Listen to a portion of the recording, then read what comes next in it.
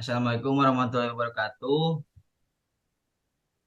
Di sini kami akan menjelaskan tentang tugas ujian tengah semester mata kuliah inovasi dan kewirausahaan, yakni SWOT analis. Untuk anggotanya, saya sendiri yang pertama Obit Repian Oktia Chandra dengan NIM 3411201144. Selanjutnya ada yang lain, perkenalkan diri. Dan di sini saya Adam Razaki dengan NIM 3411201136. Saya Benediktus Beni Siotang dengan NIM 3411201139.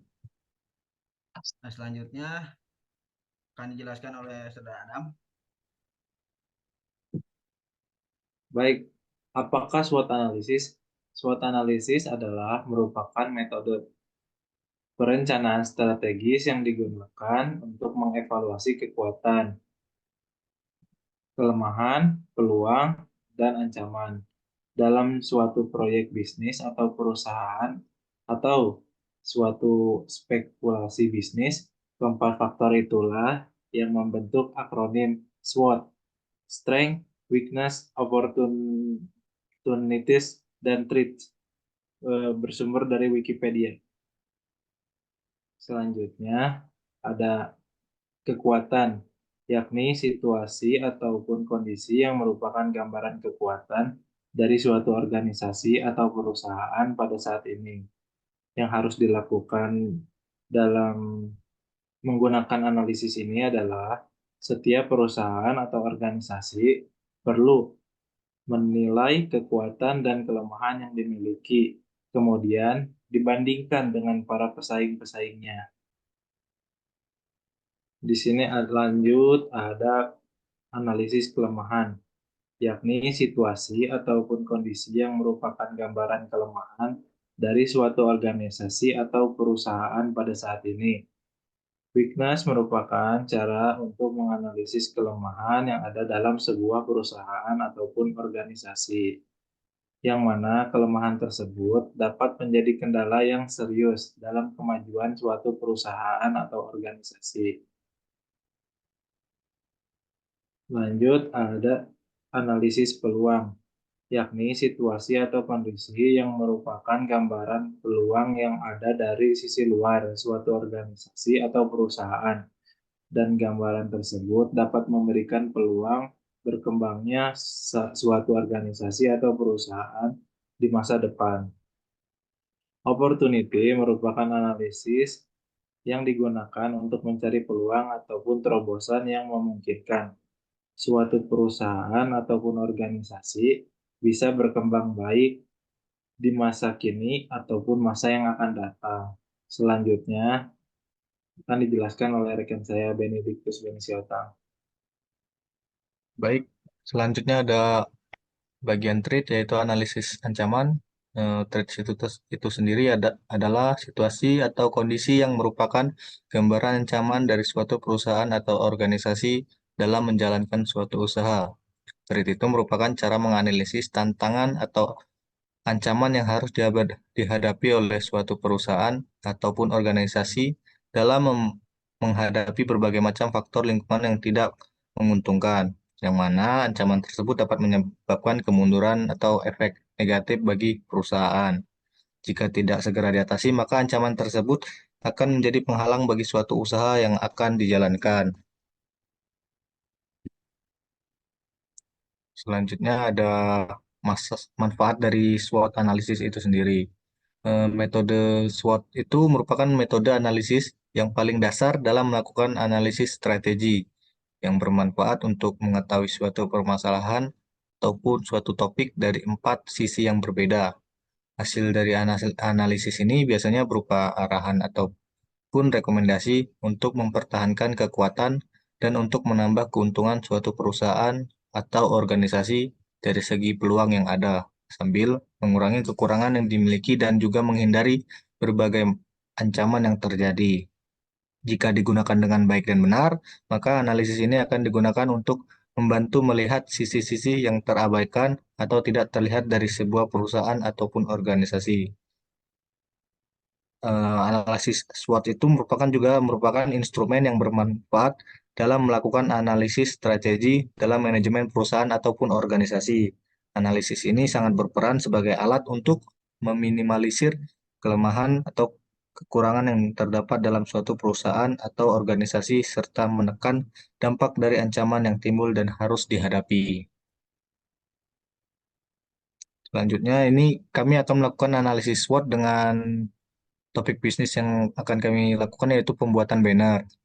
Untuk pada analisis yang strength atau kelebihan itu yang pertama itu strength atau kelebihannya itu yang pertama bisnis ini dapat memudahkan penggunaan. Melalui aplikasi yang akan dibuat, pelanggan dapat dengan mudah memesan cetakan poster atau bendera tanpa harus datang langsung ke tempat cetak. Yang kedua ada kustomisasi mudah. Aplikasi ini dapat menyediakan alat kustomisasi yang memungkinkan pelanggan untuk membuat desain sesuai dengan keinginan mereka sendiri. Yang ketiga ada waktu pengirimannya cepat. Dengan adanya sistem yang akan kami buat, maka sistem ini terotomatisasi. Cetakan dapat diproses dan dikirim dengan cepat yang sehingga dapat memuaskan pelanggan. Yang keempat ada jangkauan luas. Untuk jangkauan luas ini aplikasinya dapat menjangkau pelanggan dari berbagai lokasi tanpa batasan geografis. Selanjutnya ada weakness yaitu analisis kekurangannya. Yang pertama itu ada keterbatasan kreativitas. Meskipun pelanggan dapat mengakses alat kustomisasi, beberapa mungkin merasa terbatas dalam kreativitas mereka sendiri, yaitu membatasi variasi desain yang ditawarkan. Yang kedua yaitu tergantung pada teknologi. Ketergantungan pada teknologi berarti bahwa masalah teknis atau pemadaman sistem dapat mengganggu operasi dan pelayanan pelanggan. Yang ketiga ada persaingan online.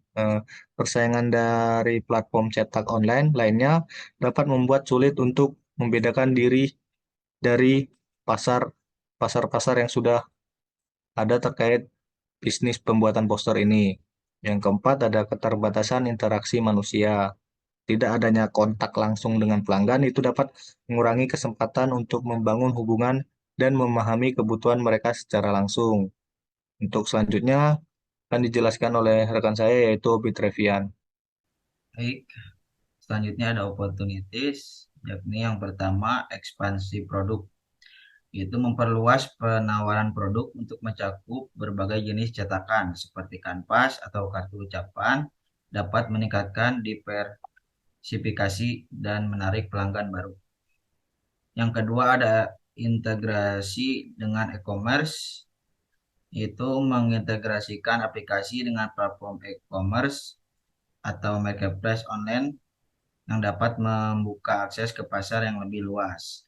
Yang ketiga, program kemitraan, bermitra dengan perusahaan atau merek lain untuk menyediakan cetakan promosi dapat meningkatkan keterkenalan merek dan meningkatkan pangsa pasar.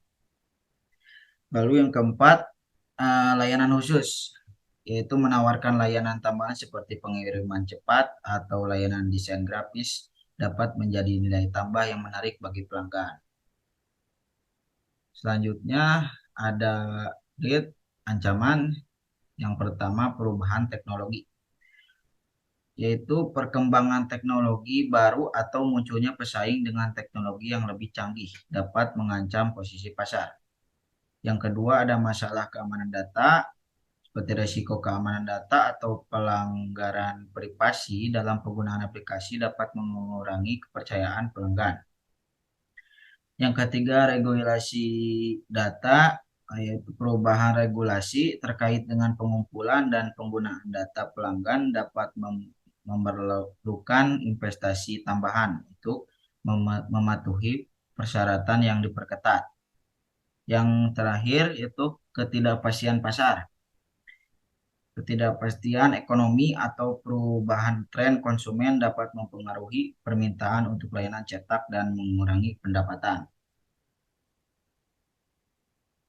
Mungkin cukup sekian presentasi dari kelompok kami. Terima kasih. Assalamualaikum warahmatullahi wabarakatuh.